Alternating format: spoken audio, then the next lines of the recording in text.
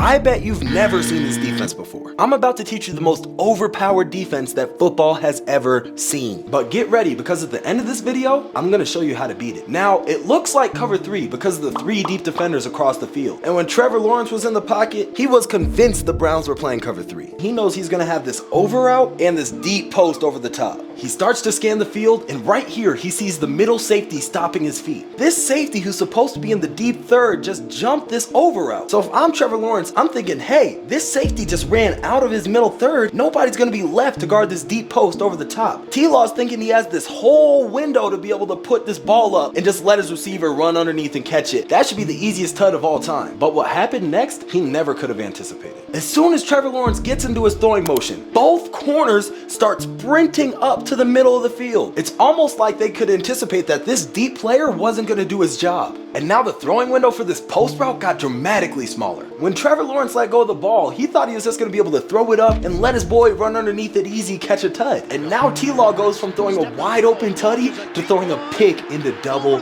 coverage. Interception, Martin Emerson. This Browns defense finished with 3 interceptions against the Jaguars in this game. So what defense is the Browns playing, and how does it work? Well, it's not man, but it's not zone either. But before we talk about how this defense works, we need to understand why they came up with it in the first place. Back in 1991, Nick Saban and Bill Belichick were coaching on the same team, and they were trying to figure out the best possible defensive scheme. Up until this point, there was only 2 ways that you could play defense. You could play man-to-man, or you could play zone. But the more these two thought about it, the more they realized that neither was really a very good option. Although zone coverage has its positives, these 2 major issues is what really makes zone coverage suboptimal. Let's say the defense lined up in cover 2, and the offense wants to run this drive sail concept. Notice how all of the routes are moving to this right half of the field. What this means is that we're gonna have 2 defenders that are standing here doing nothing while this right half of the field is stressed out trying to figure out how to guard all these different routes on the field. Whenever you're playing zone coverage, the offense can just overload you with routes to one half of the ball. Right now, the offense has 1, 2, 3, 4 routes to the defense's 1, 2, 3.5 if you count this guy. Mathematically, it just doesn't make sense. If only there was a way to get this corner into the action when all the routes go away. But this isn't just with cover 2. In a cover 3, these 2 defenders still aren't guarding anything because all the routes ran away from their half of the field. And in cover 4, you're gonna face the exact same problem. Let's say that the offense decides not to overflood us with routes this time, and the receivers just stay on their half of the field. If the offense simply runs 4 vertical guys up the field, all of a sudden, this safety has a decision that he has to make. Is he gonna try and guard the seam on the right half or on the left half of the field? Literally, just because of how the defense chose to spread themselves apart, they opened up natural weak spots in their zone. And now, yes, you can tell these guys underneath to sync with it and try and expand to close the gap, but at some point, there's gonna be a weak spot in the defense just because of the geometry of how they lined up. This is why Nick Saban and Bill Belichick didn't want to play zone coverage. The only other option that existed at the time is man-to-man coverage. Now, although it sounds good on paper, there's a couple of huge issues with man-to-man as well. Let's say that these F and Y receivers ran these shallow crossing routes across the middle of the field. This means that the 2 guys that are guarding them are also gonna have to find their way to navigate across the middle of the field to stay with their guys. And as you can see, I can't even draw a straight line to figure out how they would be able to map across their guys. These 2 linebackers in the middle are just clogging up the whole space for people to be able to run full speed across. Now, you're probably thinking, Caleb, how many teams are actually running mesh every single play of the game? But the problem is, it's not just mesh. This rubbing action comes up on all different kinds of routes. Let's check out Antonio Brown versus the Chiefs. Now, we see Antonio Brown at the top of the screen, and the 2 receivers did a little switch release, and that switching action was enough to get these defenders to run into each other, and that's what got AB open versus the guy who was guarding him. People don't realize how cold AB was. I'm gonna push you guys on. But because of how the offense can get the defense to run into each other at times, it really makes playing man-to-man a dangerous game. But on top of this, if your man gets beat man-to-man, nobody's really there to bail him out. Let's watch Odell Beckham run this slant. It's 4th and 1, game is on the line. The Giants are down 3 points, and here we can see the Ravens are in man coverage. And as soon as Odell Beckham runs this slant, he gets open on his guy. Look at what happened. He got these 2 defenders to rub into each other, and now all of a sudden they're both on the ground looking stupid. But because everybody else is locked in on their man, when the quarterback delivers this ball, there's nobody even close to him when he catches this ball to try and help out and make a tackle. Even if the high safety would have been there to make the play, that still would have happened 25 yards later down the field, and that puts the Giants in field goal range, and they're down 3 points. Get out of there, Odell. Odell my GOAT, bruh. Odell my GOAT. Take the helmet off, boy. You're not always going to have better corners than they have receivers. And if somebody gets open, they're going to run for a long time before they get tackled. But now it's time for the solution. Nick Saban and Bill Belichick were thinking to each other, what if we could take the best parts of man-to-man and the best parts of zone and combine them together? This is how the Browns defense was able to get 3 interceptions versus Trevor Lawrence in the same game. These two geniuses invented was a coverage called man-to-man unless. In order for this defense to work, there's 3 rules that the offense has to follow. Wait till the last one, because the third one is how the Browns were able to be so successful. Number 1, count the eligible. Instead of calling a defense and then seeing how the offense lines up, we're going to see what the offensive formation is and how they line up, and then use checks and audibles to get into our coverage. So let's say the offense lines up with 1 X receiver way out wide. The defense is always going to want to make sure that they have an extra defender to that half of the field. So on the 1 receiver side, we're going to have 2 defenders covering them up. And on the 3 receiver side, we're going to have 4 defenders covering up. Now the defense is going to get 7 coverage guys. So that means we're going to have an extra backer in the middle who's keeping eyes on this running back. But this linebacker is really important, but we're going to come back to him in a little bit. Now this corner is responsible for guarding this X receiver everywhere he goes on the field. Whether it's this dig route, the glance, but here's where it gets interesting. This corner can play outside leverage because he knows he has a hole player standing right there to help him out. If the quarterback were to try and throw this slant route to the receiver, that should be the easiest play in the world for the safety to come and blow up. Same thing with any kind of dig that's behind him. This presence of him standing here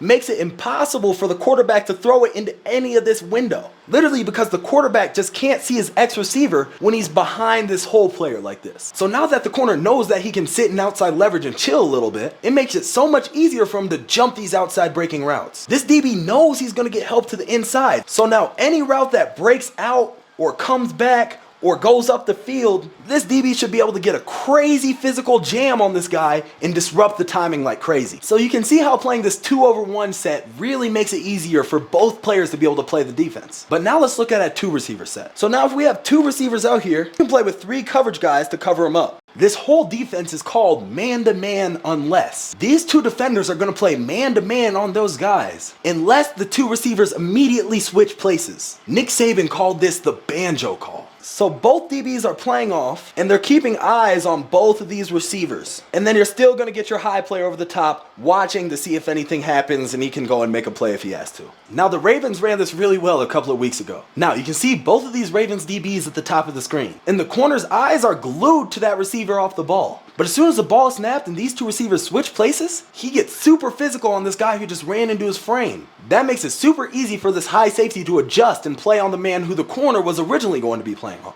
Now this safety's got to get rolling. He's got to get stepping because the receiver's getting some separation from him. But you can see how both players were in better position because they traded these routes off at the start.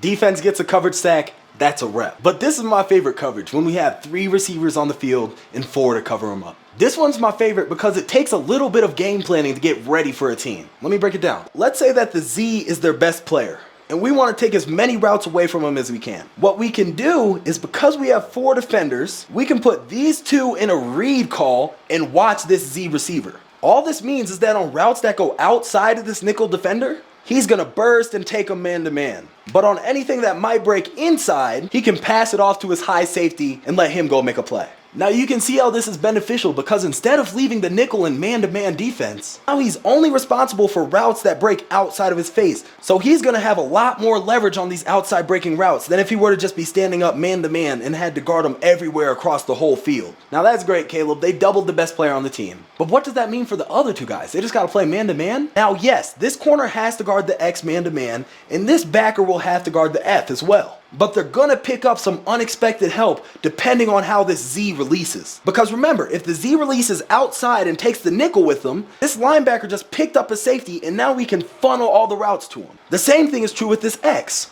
If this Z receiver goes across the field right now, that means that the nickel can zone off, and now we're basically playing the same outside leverage call that we were to start off in the 2-over-1. But Nick Saban fell in love with this defense because of how versatile it is. Let's say that their best player lined up at number 3. Now we can play the exact same read call as before, where both of these guys are keeping eyes on the F and reading his release.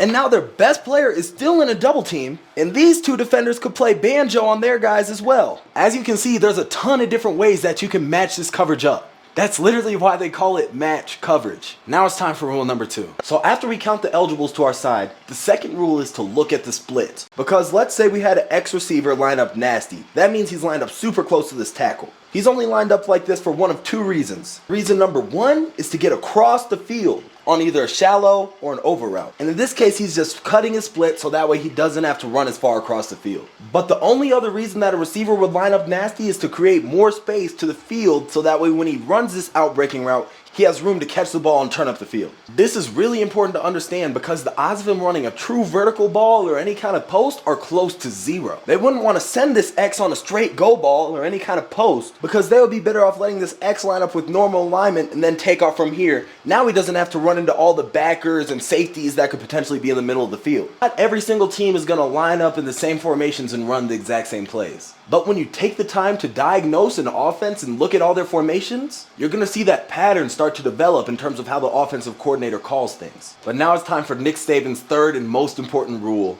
communication. So you guys remember in that 3x1 picture how we had that extra backer in the middle? Here's where he comes into play. So let's take a 3x1 picture. On the left half of the field, there's 1 receiver, so we can have 2 DBs guarding him up. And on the right side, we have 3 receivers, so we're going to need 4 coverage guys to cover him up. And then we have 2 plus 4, and then we're going to get our extra linebacker in the middle. Now, like we just said, this X receiver is only lined up this close to the tackle for one of 2 reasons. And that's either to get across the field right now, or to open up more space so we can catch the ball to the left half of the field. And because this middle linebacker is an extra player, the corner can pass this route to the linebacker and take over his job. Being able to pass off routes like this is huge because you remember earlier in the video when we had that cover 2 rep and both of these guys were wasted because none of the routes were coming their way? This fixes that problem entirely. By being able to bump the whole defense over, we're making sure that we always have the advantage in terms of how many players we got on the field. So let's say it's Y were to run a dig behind. The corner's job is to sit over the ball, and now he's a window player, making sure that the quarterback has to throw around him if he wants to complete this football. So as soon as the corner sees the X take off across the field on the shallow route, he's screaming to his middle linebacker, drag, drag. And that tells the linebacker, hey, you got to run with this shallow route. I'm going to take over your job. So let's go back to the Browns versus Trevor Lawrence. Let's go through our rules. Rule number 1, count the eligibles. At the top of the screen, after the motion, there's only 1 receiver left. So that means we need 2 defenders to cover him up. You can see this corner is playing outside leverage, exactly like we were talking about before. Rule number 2, look at the splits. This X receiver is lined up super close to all the linemen. And in this case, it's because he has to get across the field fast. And now, rule number 3, we can communicate. This corner is playing man-to-man on the X receiver unless he runs this over route. In which case, the high safety can cut it and run with it because he'll have a better angle. And that means that the backside corner has to sprint to the post to take over the job of the high safety. Now, in case of the Z receiver, he's most likely playing man-to-man unless something shallow happened. But because he ran deep down the field, he owns all of this route. And that's why he also follows this route over the top. Because the DBs were able to talk to each other after the ball had been snapped in the middle of the play, they were able to trade jobs and make it so every route on the field was clamped, getting under this interception. So now it's time for the big question. How can the offense beat this? Because it seems like no matter what the offense does, the defense should always have leverage and an extra guy on that half of the field if something were to go bad. There's 2 major things that the offense can do in order to beat this. Say we get this bunch 3x1 formation. Well, that means that we're going to get 4 defenders on the right side and 2 defenders on the left, plus this backer in the middle of the field. So right now, the defense is prepared if the X were to run a shallow route or an over route, because the defense will be able to trade jobs and pass off these routes accordingly. But if the offense motions this F receiver across the field and sets him out up here as the new number 1, now the defense has to be really on point with all of their communication. Not only do they have to recommunicate who's guarding who on the field, but they also have to recommunicate what defenders are available to be able to pass my route off to. So by motioning and making the defenders have to go through this extra step in the process, there's a very real chance that somebody's going to mess up a rule and just bust a coverage. So whenever you see a receiver running wide open as if somebody was playing the wrong defense, go back to the start of the play and check and see if there was an offensive motion. I bet you that's why the defense messed up. And the second one is having playmakers on your team that can make plays. Jamar Chase is infamous for this, man. They don't care what the defense is, they're just going to tell him run down the field, and at some point it's going to turn into a one-on-one matchup. Whether it's cover 3, cover 2,